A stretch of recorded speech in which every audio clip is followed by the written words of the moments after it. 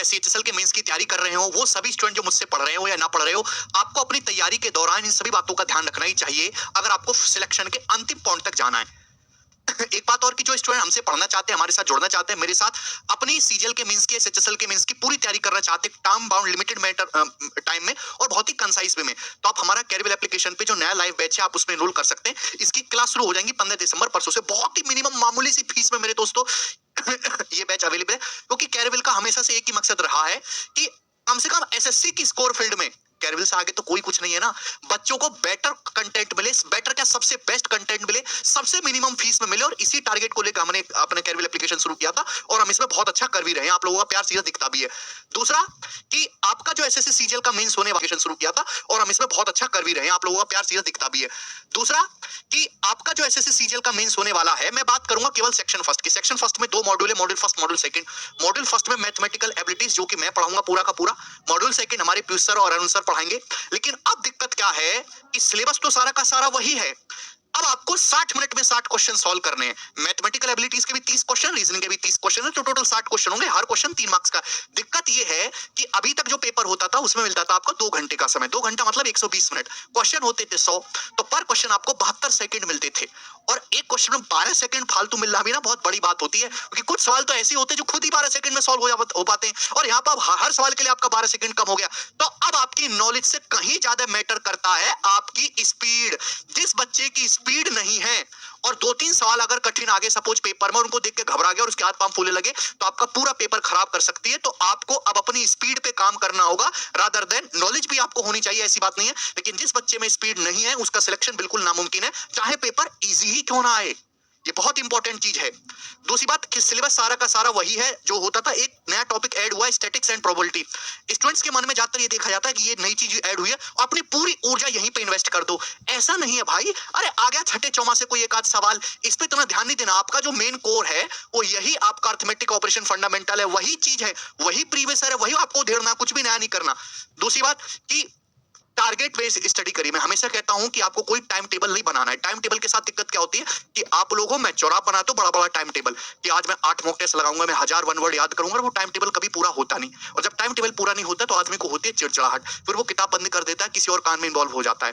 Time table से अगर आप पढ़ाई करते हो तो छोटा छोटा टाइम टेबल बनाओ, छोटा छोटा टारगेट रखो। जब आपका टारगेट पूरा होगा ना तो आपको बड़ी खुशी होगी कि भाई 3 घंटे में गणित का मॉक टेस्ट लगाऊंगा, उसको एनालाइज करूंगा, इतनी वोकैबुलरी याद करूंगा, कॉम्प्रिहेंशन देखूंगा, न्यूज़पेपर पढ़ूंगा। जैसे वो टारगेट पूरा हुआ, सबसे पहले तो आपका खुशी हुई, आपका ब्लड बढ़ा, फिर 3 घंटे का नेक्स्ट टारगेट बनाया। तो always do target based study, क्योंकि समय कम है, हार्डली 2 से 3 महीने का आपको समय मिलेगा, तो इस कम समय में टाइम टेबल बनाने की जरूरत नहीं, टारगेट के हिसाब से आप पढ़ाई करें। पर डे का अगले दिन का टारगेट आपको रात में सुबह सोते टाइम ही बना लेना है।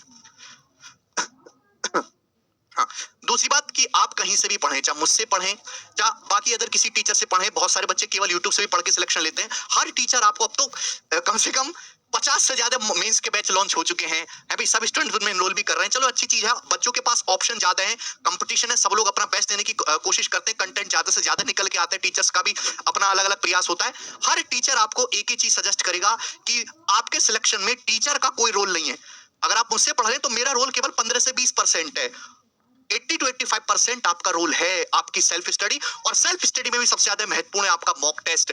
आज से टारगेट बना लो, रोटी खाओ या ना खाओ, कपड़ा पहनो या मत पहनो, जिंदगी में कितनी भी परेशानी चल रही हो, घर वाले कितनी भी गाली देते हो, कितना भी टॉर्चर किया जा रहा हो, जीवन में किसी भी तरह की समस्या हो, डेली मॉक टेस्ट लगाना ही लगाना है। हाँ, ये आपकी परफॉर्मेंस पे डिपेंड करता है, आपके ऊपर डिपेंड करता है कि आप कितने मॉक टेस्ट लगाते हो।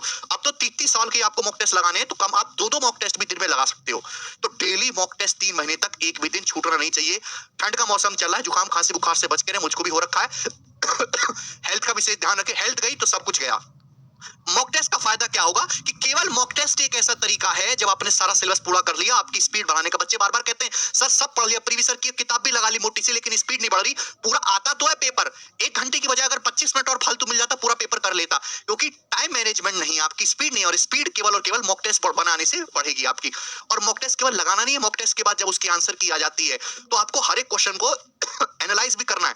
जिस टॉपिक्स में आपकी गलती हो रही है, सपोज आपसे मेंस्ट्रुएशन के कैलकुलेशन वाले सवाल नहीं हो रहे, अभी आपको डीआई नहीं कर पा रहे आप, तो उन टॉपिक्स पे ज्यादा ध्यान दो, उससे आपको अपनी वीकनेस पता चलेगी, आपको अपनी स्ट्रेंथ पता चलेगी कि भाई मुझसे ट्रिग्नोमेट्री का सवाल कभी गलत नहीं होता, तो उसको इग्नोर करो। जहां आपके सवाल गलत हो रहे हैं वहां पे ज्यादा ध्यान रहो।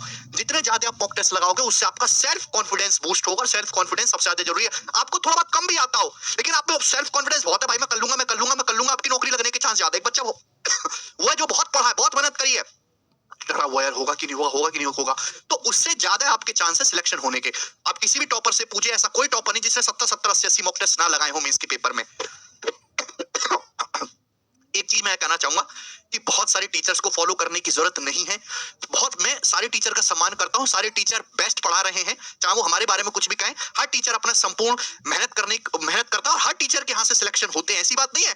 आप किसी भी एक पर्टिकुलर टीचर को जहां से आपकी टूंग में बैठते हो, अगर उसको पकड़ के आप पूरा पढ़ो शुरू से लेकर आखिर तक, तो आपका सिलेक्शन हो सकता है।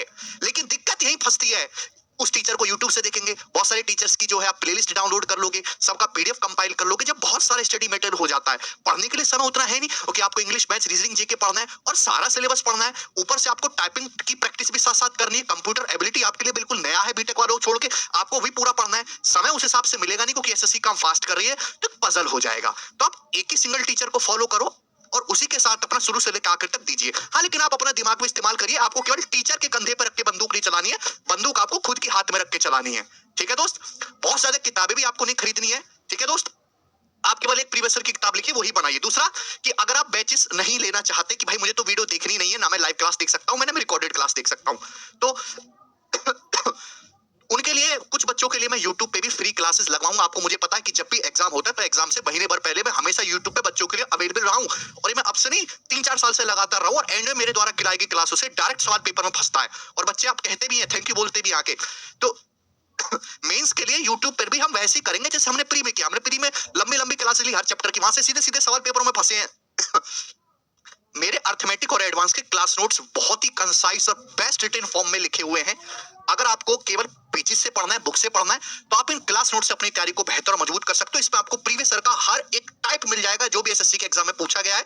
इसमें आपको सीडीएस का भी टाइप मिल जाएगा। दूसरा वो नए क्वेश्चन जो अभी पेपर में नहीं आए लेकिन उनके आने की उम्मीद है, मतलब वही क्वेश्चन जिनका सॉल्यूशन 1 मिनट से कम में हो सकता है, वही SSC में आ सकते हैं, वो भी सारे आपको इन दोनों किताबें मिल जाएंगे। एडवांस मैथ्स की बुक को मैंने अभी लेटेस्ट अपडेट किया है। ठीक है भाई, चले, धन्यवाद भाई, बाय।